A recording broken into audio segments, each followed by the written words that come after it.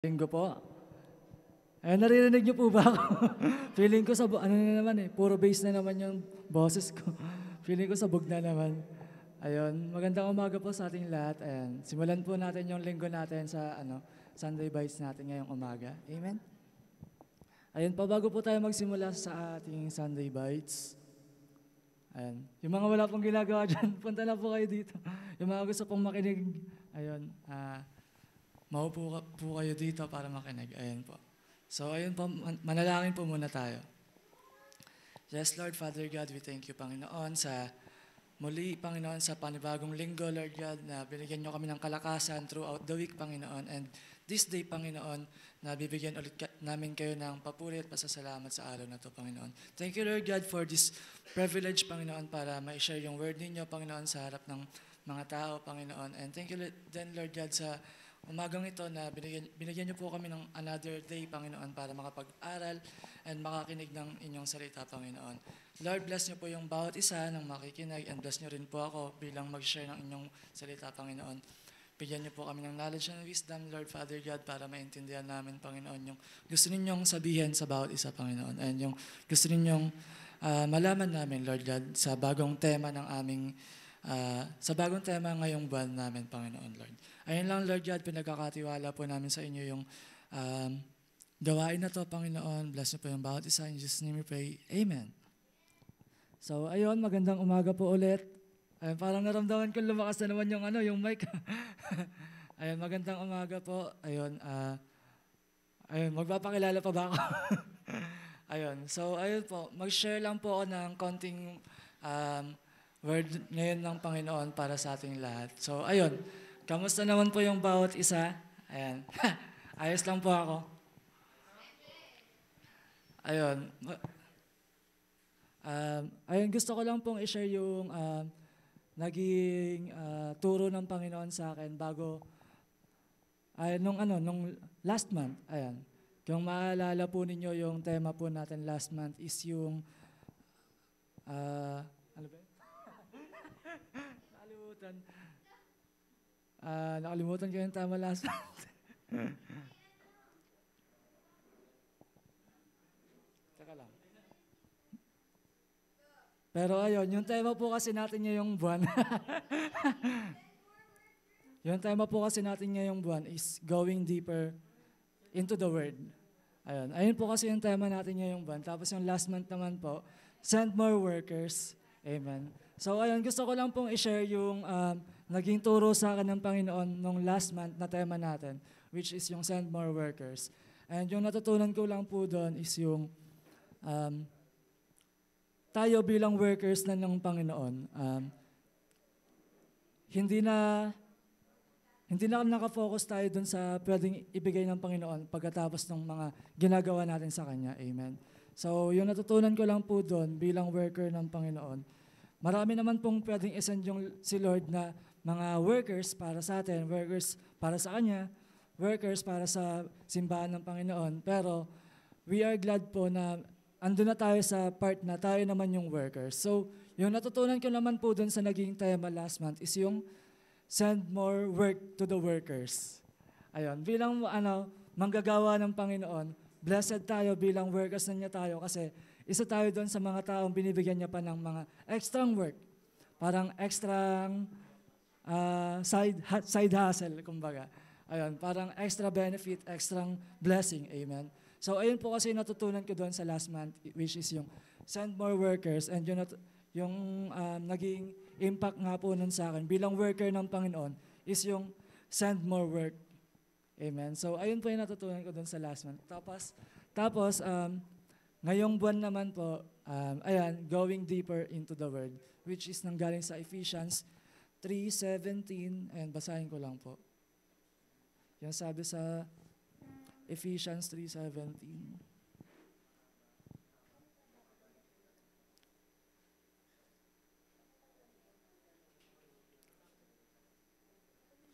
Ayun, sabi po dito sa Ephesians 3:17. So that Christ may dwell in your hearts through faith. And I pray that you, being rooted and established in love. So, ayun po, kung mapapansin po ninyo, yung sabi po dito sa verse na to is yung si Lord magdudwell sa atin sa pamamagitan ng pamamagitan ng pananampalataya natin sa puso natin. Amen.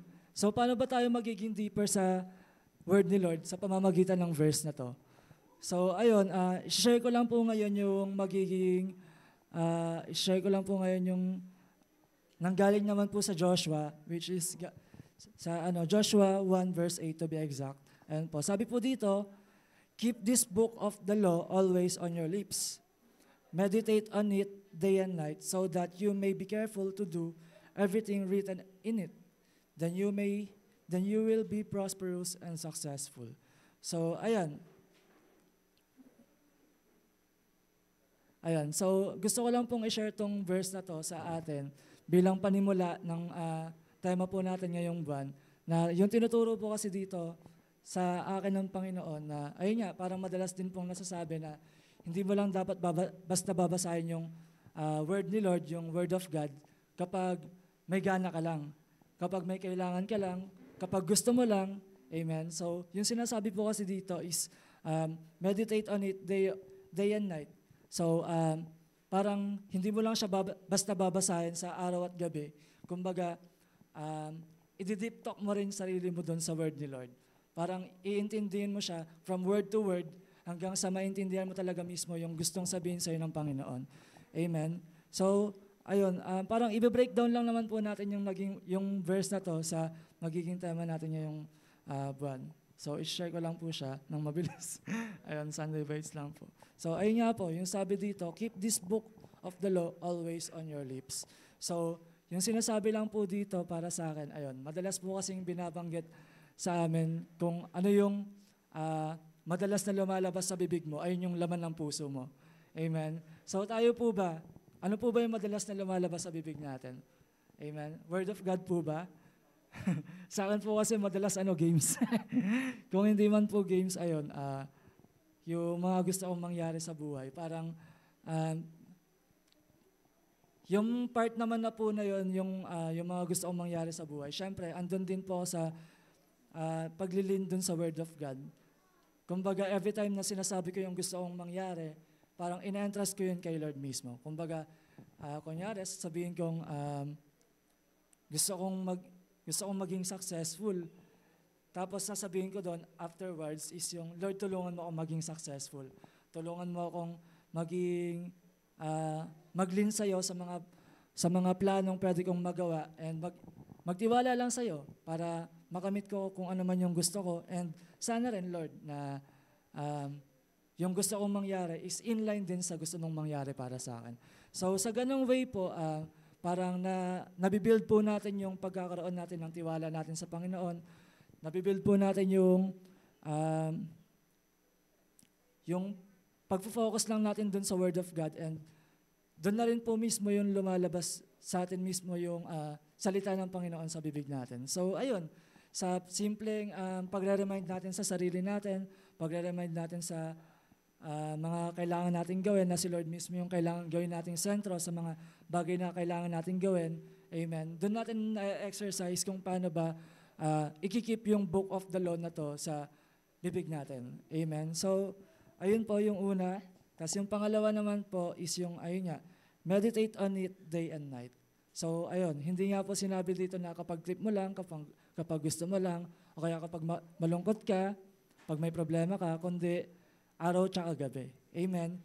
Paano ba natin yun ma-exercise? Amen. So, kumbaga sa atin, kung marami tayong ginagawa throughout the day, parang mahihirapan tayong isingit yung pagbabasa natin ng Bible. Pero, ayun, yung sinasabi, yung tinuturo kasi sa akin dito ng Panginoon, wag mo na kasing isipin na isisingit mo lang siya doon sa schedule mo. Dapat yung schedule mo yung isisingit mo doon sa pagbabasa mo ng Bible. Amen. Dapat hindi mo gagawing second option yung pagbabasa mo ng Bible. Dapat hindi mo gagawing, dapat hindi mo siya iisipin na supplemental lang, parang ganon. Dapat yung pagbabasa mo ng Bible sa araw tsaka gabi, nasa top priority mo siya, kumbaga. Kung meron ka mang top 5 na priority, siya dapat yung top 1 mo. Amen? So, kung meron ka mang kailangan gawin sa buong araw na yon, alam mo nang magiging stressful, alam mo nang marami kang kailangan gawin, alam mo nang mahihirapan kang magsingit ng Word of God. Amen. Simulan mo na lang yung araw mo nang nagbabasa ka ng Bible, nagme-meditate ka, nagde-devotion ka. Amen. So, sa ganong exercise po kasi, hindi na natin maiisip na baka kulang tayo ng oras magbasa ng Bible. Kasi sa umpisa pa lang ng araw natin, inuna na natin si Lord, inuna na natin yung salita niya.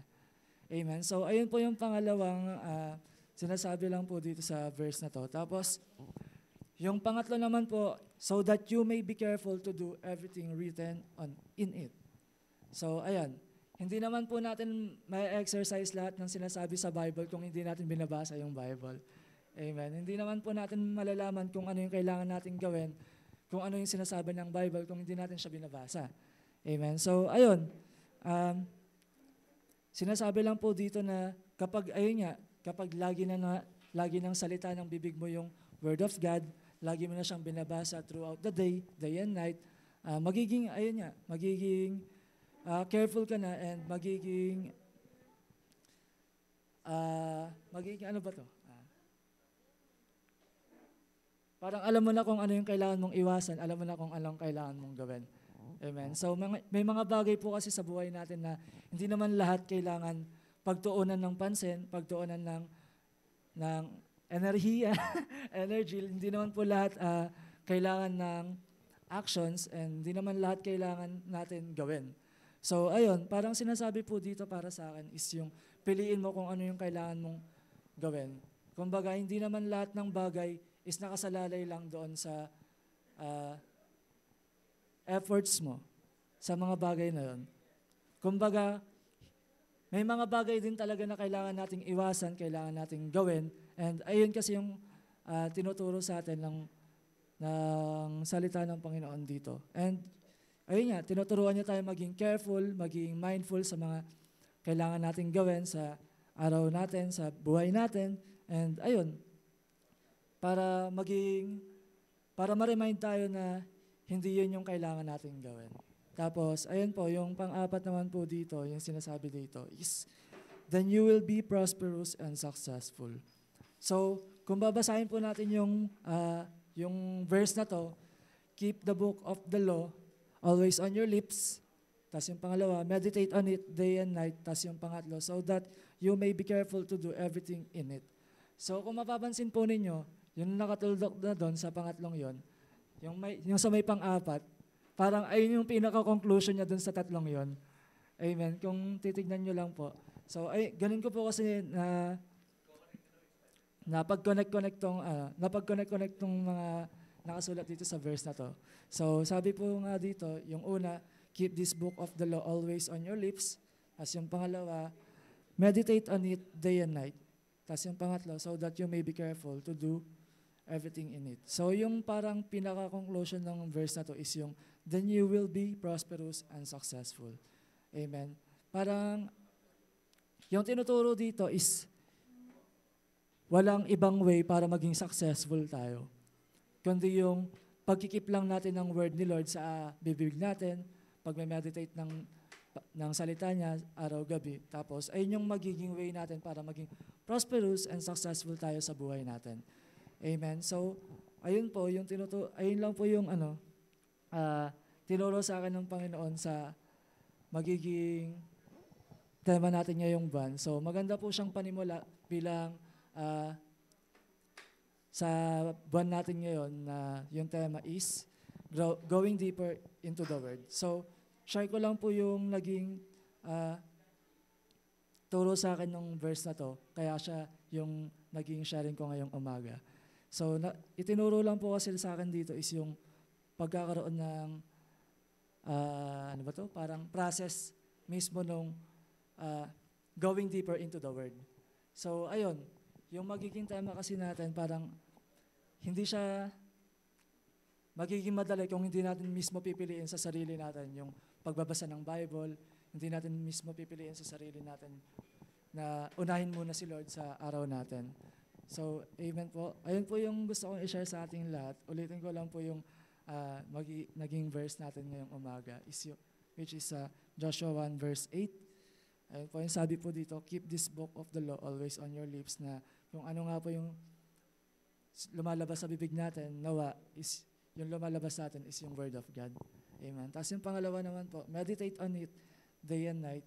So ayun, mula umaga or hanggang gabi, amen. Kung kakayanin natin, and I hope sana kayanin natin.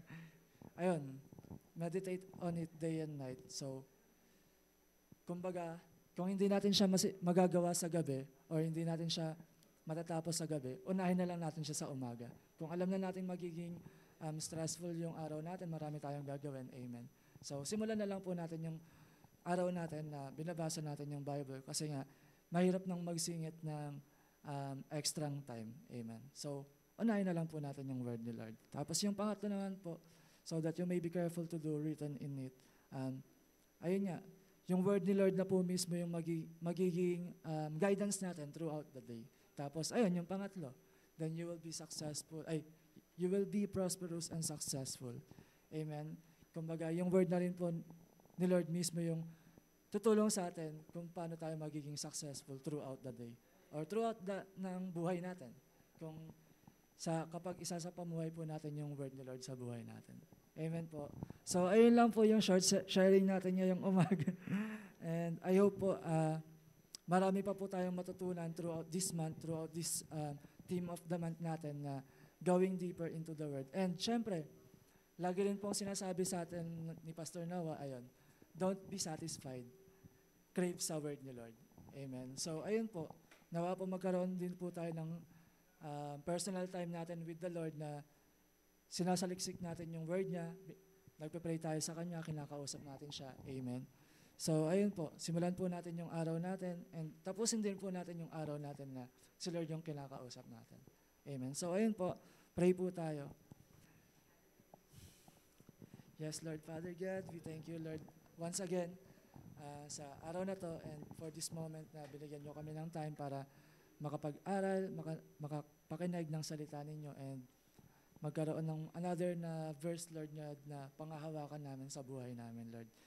I pray, Lord God, na kayo po, Panginoon, yung maging sandigan namin throughout this month, Panginoon, throughout this team namin, Panginoon, kayo yung maging kalakasan namin, kayo yung maging foundation namin, kung paano kami magiging deeper sa inyo, Panginoon, kung paano kami magiging deeper sa salita ninyo, kung paano namin mas maiintindihan, Panginoon, yung gusto ninyong sabihin sa amin, Lord, Father God. And ayun, Lord God, I pray, Lord God, na pagpalain niyo po yung bawat isa sa magiging gawain po namin ngayong araw, magiging gawain po namin ngayong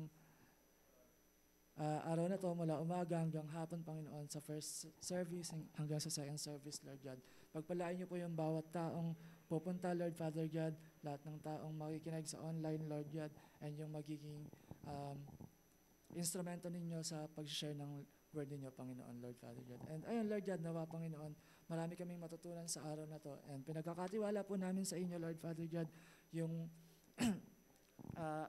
yung moment na to. And ayun, Lord God, kayo po yung maging sentro ng buhay namin. And kayo lang po yung mapapurihan, mapasalamatan sa tanging pangalan ni Jesus. Amen.